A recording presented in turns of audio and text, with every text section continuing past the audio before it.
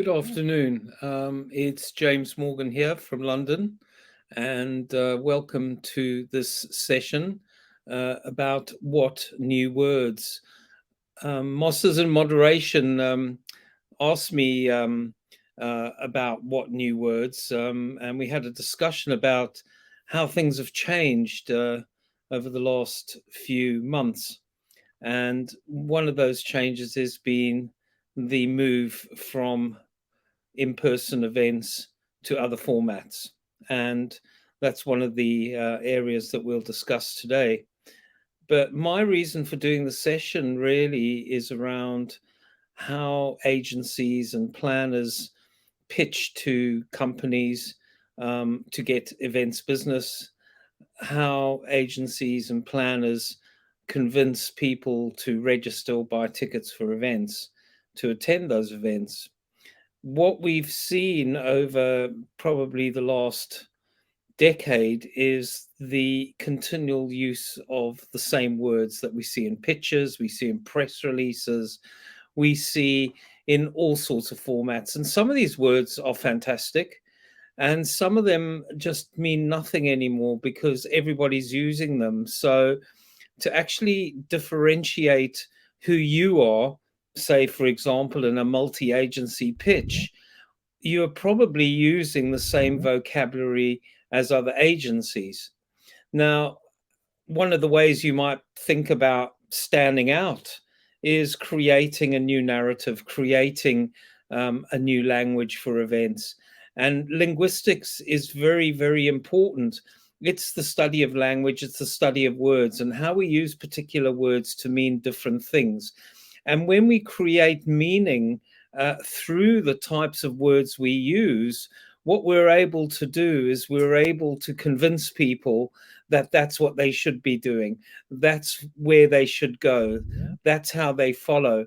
So words are actually powerful means of communication, just as body language is, but particularly in textual form and in spoken form like we are now, particular words can mean a lot, or they can just mean nothing at all because everybody's using the same word over and over again as a noun, as an adverb. And that's what I'm really looking at today. I'm going to be running the technical side of this as well as doing the speaking. So bear with me because I just flew in from Saudi Arabia this morning, actually, to start my my vacation. So I'm going to share my screen with you, and I am going to find my presentation. There it is. So let's go from the top. So the title of the presentation is What New Words? And it's about the linguistics of events. I'm James Morgan, and if you would like to link with me, that is my QR code for LinkedIn, and I'd be happy to meet you if I haven't met you before. I know there are some people I saw on the attendee list that I do know well, and I'm linked in with them. Hello, Brant. And yeah, so James Morgan, founder of Eventech Lab, and currently I am the Dean of the International Tourism and Hospitality College in Riyadh. A really exciting time, actually, for tourism and hospitality in Saudi Arabia. The government is spending $3 trillion over the next 10 years to develop various tourism resorts, facilities, attractions, and just generally reorient the entire Saudi economy from oil to a tourism destination. So think Dubai times by 100. In any case, let's start off. So what I'm going to do is I'm just going to go to the next slide. And I'm sorry it's a bit clunky.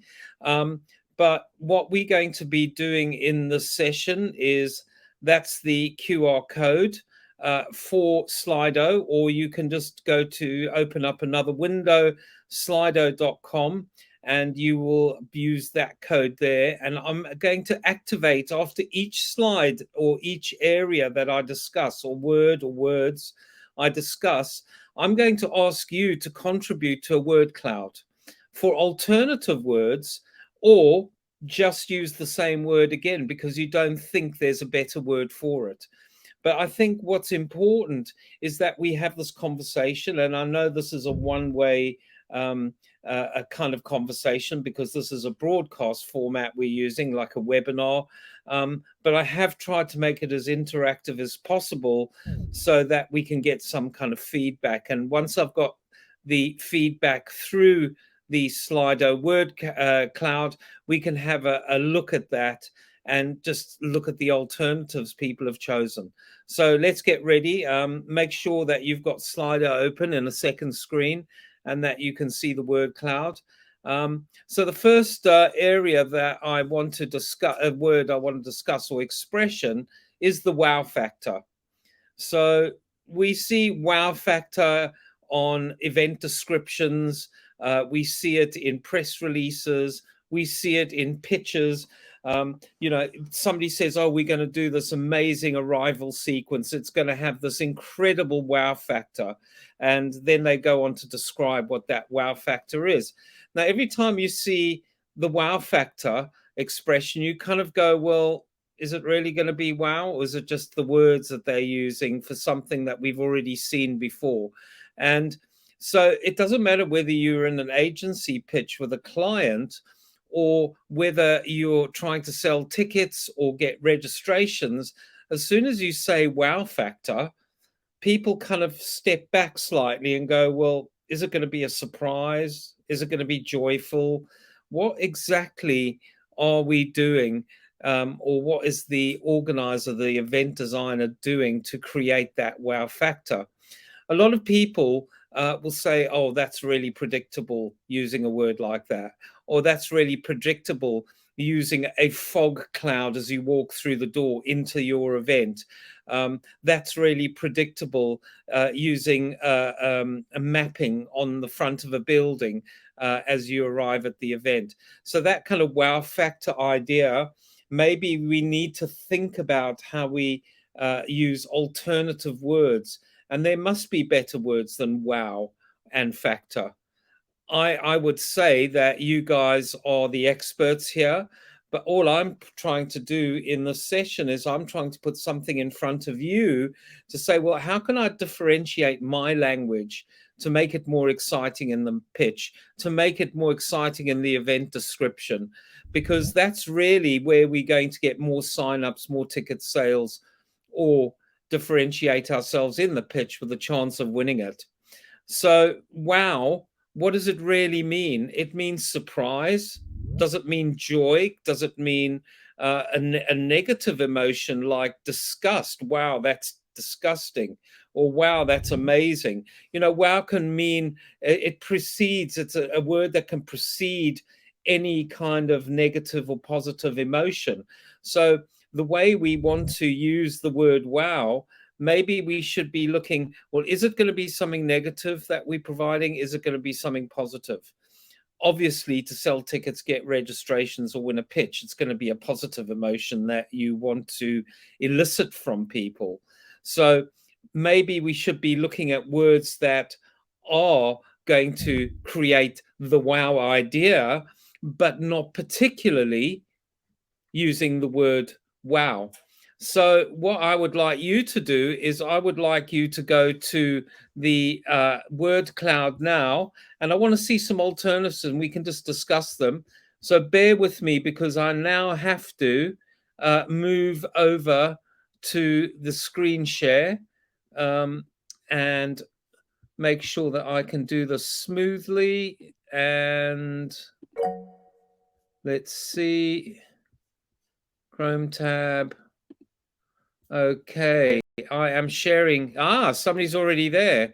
Experience, a thing perceived as a gift. I like the gift idea. So a wow factor could be a gift, something you're giving away, a goodie bag.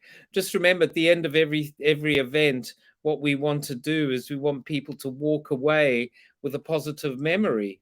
And gifts or mementos are a great way to do that. On certain events where I've used a lot of flowers, before the event finishes, I actually get the florist to come back, take all the flowers down and pack them into individual bouquets, or into individual pieces, put gift tags on them and give them away to people leaving the event. So gifts are really important. People love that kind of thing. Aesthetic pleasure, really nice. I mean, that is a fantastic way to replace wow factor. And I think using the word pleasure and aesthetic, those two words work really well together for me. If anybody else likes that expression, will you type it in to the word cloud so we can have it up bigger than all the others? I think surprise is a great idea. I think surprise, if you look at the wheel of emotion, we all subscribe, or as human beings, there are set emotions we have, good and bad. And surprise is one of the biggest emotions. And for event planners, for event designers, you want to create surprise all the time.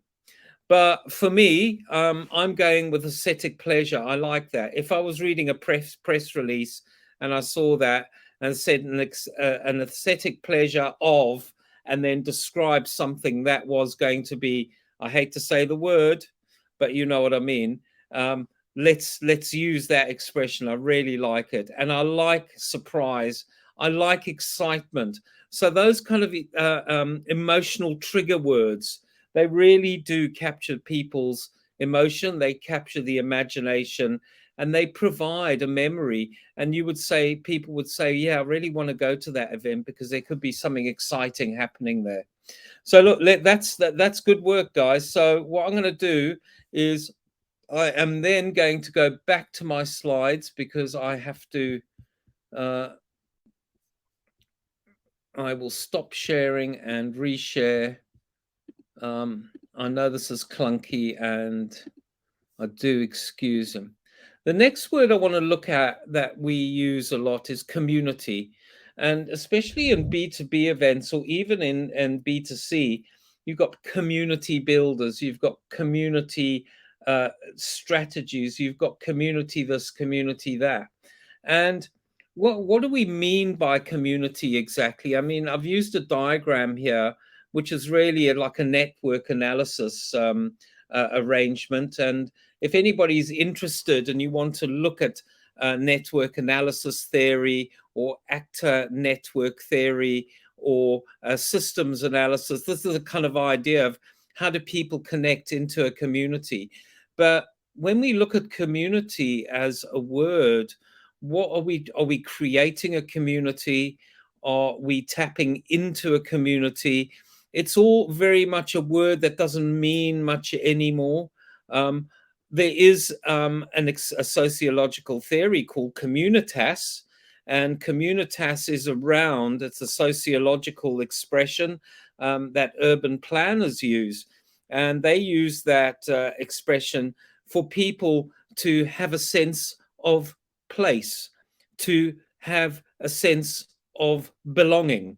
Now, if you're attracting people to an event and they already know each other, you have what we could call, and I'm not going to use the word, we have a sense of belonging within that group of people. So yes, you could use community, you could use other words as well. And just as we've done that in the other examples, let's see what we can come up with in Slido. So I'm just going to go back to Slido and we will see what we come up with. So excuse me for a minute, and I'm going to switch very quickly. I'm getting used to this now.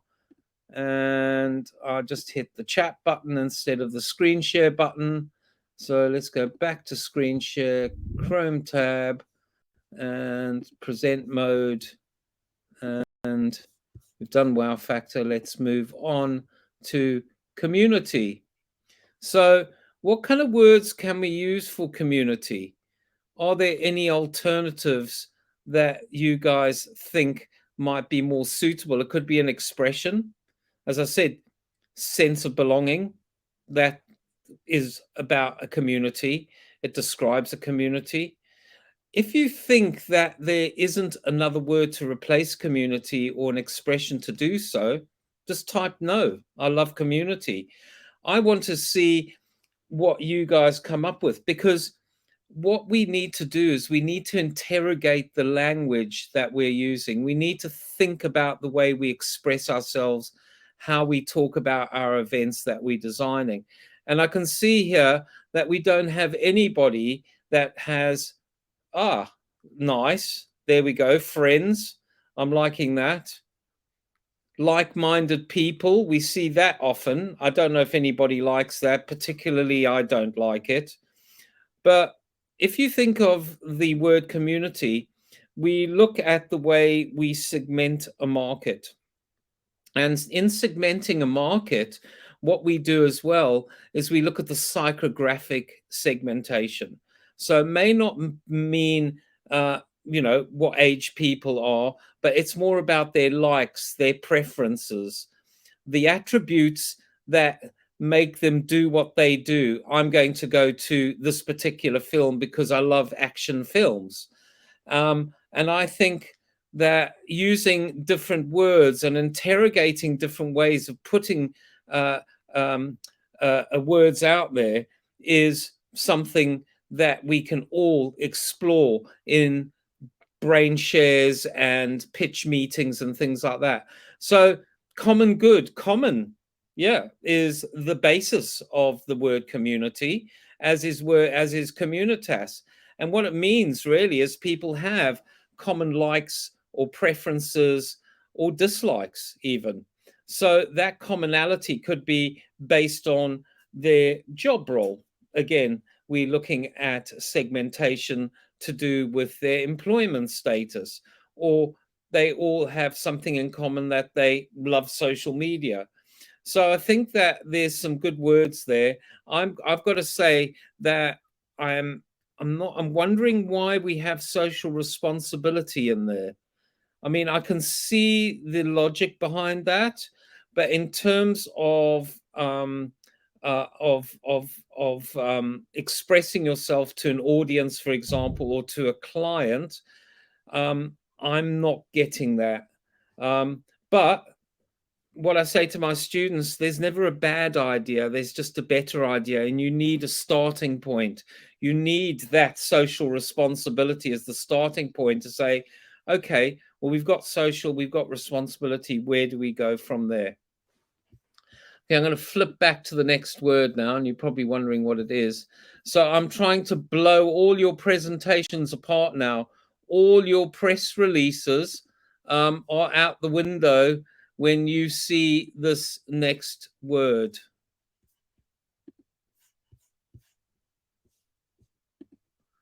Engagement. So we see this word all the time. And I'm one of those people that has actually killed this word because I go around and I do talks about engagement. Do talks about emotional engagement. I do talks about uh, physical engagement, cognitive engagement. How do people understand what I'm saying when I engage with them?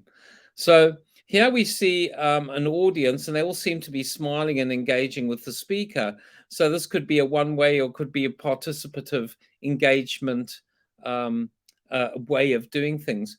But why do we want engagement at events? So you put in the description, in the pitch, engagement.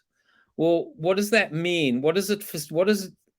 What's the end product of engagement? For me, the reason, if you look at, for example, a conference, an internal sales kickoff, a product launch, I want positive engagement with an audience in that event for one reason alone, and that is to change their behavior. They walked in the room, they engaged with the message, and when they left that room, they were thinking in a different way. They were acting in a different way. So engagement really is a facilitator for behavior change. Now, what other words could we be using instead of engagement? I mean, yes, I've said behavior change already, and if you like that, stick it down. But there must be other words that we can use. So I'm going to go back to the Slido poll and let's see what you guys come up with.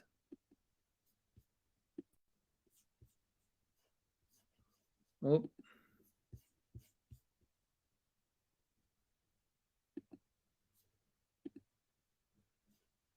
there we go. We've got engagement up there. Have we got any alternatives to engagement?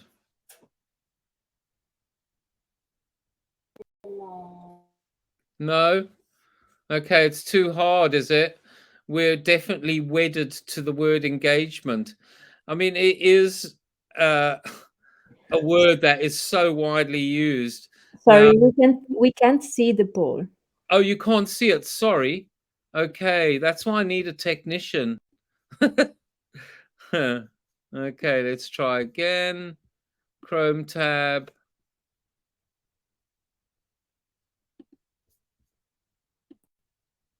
Can you see it now? Yes, perfect. Okay, I'm really sorry about that. So some of you may have some ideas around engagement. Let's have a look and see what you've got. That would be really good, because I need a new name for my talk that I do. So engaging with the audience to create behavior change. Is there another word that we can use? Any offers? Empathy, I like it. An empathetic audience. So the audience is empathetic to the message that we're putting out there. Excellent. I really like that one as well. And I think reaction, yes, because that's what we are trying to elicit from the audience in terms of behavior change. So we engage, they react, and yes, perfect connection. That's what it's all about. So we go back to that diagram to do with community. So we can start seeing a relationship between these words. So using the word connection is really, really good. People do use the word connection. There's a well-known um, uh, soft event management software platform out there that runs a yearly event that uses that word connect. So, and that seems to be a good word to use to create community, to create engagement, and just give it that kind of feel that I have a sense of belonging. There's going to be some kind of message here for me to connect with other people. And it could be connecting in another way as well, connecting between people as well. Okay, I'm going to go to another slide next. And we will go stop sharing and then back to the window. I know this looks clunky. I'm really sorry. Immersive. And all you experience agencies out there are probably cringing and going, well, what word am I going to use next? He looks incredibly happy and immersed in the duck swimming in the bath, doesn't he? But I think that when we look at a word like immersive, there are other ways of saying this word. And I think that when we come to pitches, when we come to selling tickets for events or trying to get registrations, that word immersive really has been so overused. It really doesn't mean much anymore. What we doing when we use that word immersive, what the event designer's doing is they trying to stimulate as many senses as possible. So what are they doing? They are creating a sensory something or other. I'm not going to use that word either, because you know what I mean. But sensorial stimuli come together in sight, sound, taste, touch, smell to create particular emotions. Now, when we create those particular emotions, hopefully they are going to be positive emotions, causes a memory stimuli, causes behavior change. And that's what we want to do in business events mainly, is we really want to get that over. For other events, you may have a subliminal message at a music festival, for example, and your subliminal message is not about the music as such. It could be about sustainability, recycled bottles, which were one of the award winners from Beer Festival a couple of years ago, was all around recycling at the festival and offering particular rewards to the festival goers for the more recycling they did. But going back to this word immersive, it's about the senses, those five senses, and what other word could we possibly use to actually create that, or recreate that word. So I'm going to go back to the Slido cloud now and see what you guys come up with. So all these things that you're coming up with, I think I'm going to be using them, because you, the experts, I'm not an expert. What I'm trying to do is I'm trying to stimulate a conversation about the linguistics of events. And I'm not an expert planner like you guys are. I'm more of an explorer. I want to think about different ways of doing things. Involvement, excellent. And I would say that participative idea, whether you're involving people in any one of those senses, is going to create a positive emotion to whichever stimuli you're using: light, sound, smell, food taste, whatever it could be. I think that involvement idea is so strong. So we love to use big words, but there are simpler words that we can use as well. Because just remember, sometimes your audience, they're not all CEOs, they're not all marketing managers. Some of them are quite basic, some of them don't speak English incredibly well. Perturb. Interesting. In a positive way. Okay. I'd love you to get hold of me on LinkedIn, and please, can we discuss that? Because that's flipping it on its head. Interaction, brilliant. That, I mean, we're starting to really evoke some great thinking around these words. And I've got one more to use, and this is really going to blow you away.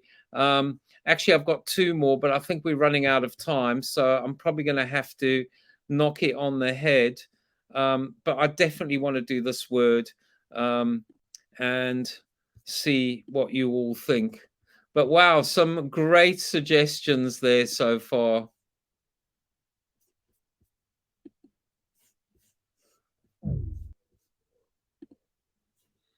Can everybody see that?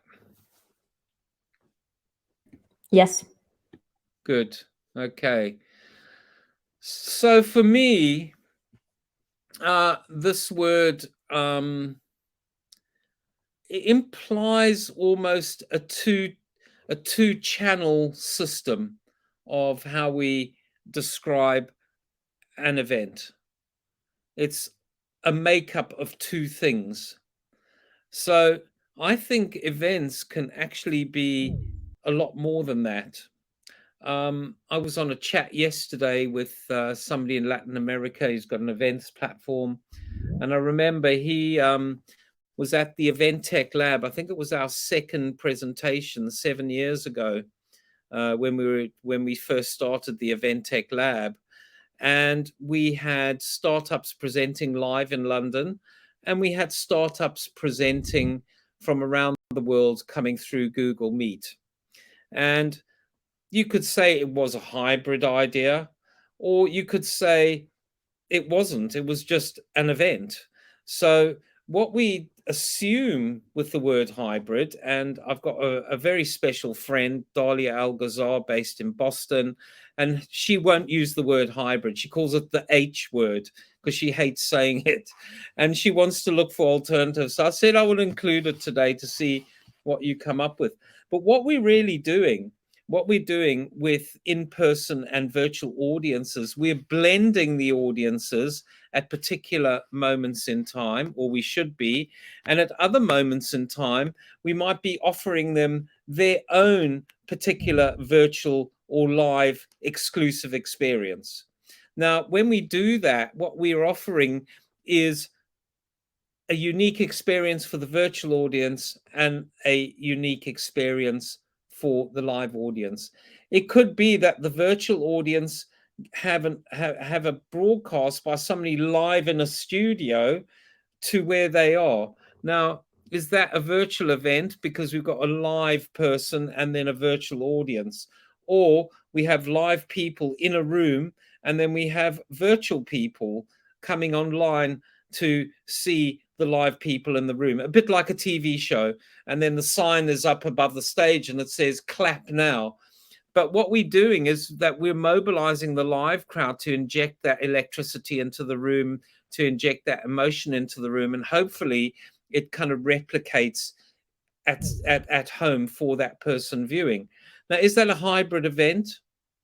I don't know. Maybe there's a better word for it. So this is going to be the last word cloud, and I'd love to know what you think and if there's a replacement in the way we blend various elements of an event. So I'm going to stop sharing, go back to share, and